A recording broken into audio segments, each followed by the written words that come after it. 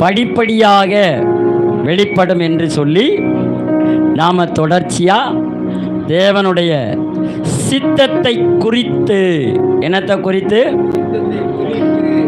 தேவனுடைய விருப்பத்தை குறித்து, சித்தத்தை குறித்து நாம் என்ன பண்ணிக்கிட்டு இருக்கோம்? பாடம் படிக்கிறோம். இது ஒரு போதனையின் நேரம். முதல்ல உங்களுக்கு இன்ஸ்ட்ரக்ஷன் கொடுக்கப்பட்டது. அது என்ன? புத்தி. முதல்ல என்ன கொடுக்கப்பட்டுச்சு? புத்திமதிகள் கொடுக்கப்பட்டுச்சு. இப்பொழுதோ டீச்சிங். சொல்லுங்க, டீச்சிங். போதனை எனக்கு லாபகரணத்தை தருகிறது. என்னத்தை தருகிறது? புத்தி எனக்கு என்ன தருகிறதுனா தெளிவை தருகிறது. அப்ப புத்தியும் தேவை, போதனையும் தேவை. உன் தகப்பனின் புத்தியை தள்ளாத, உன் தாயின் போதகத்தை வெறுக்க.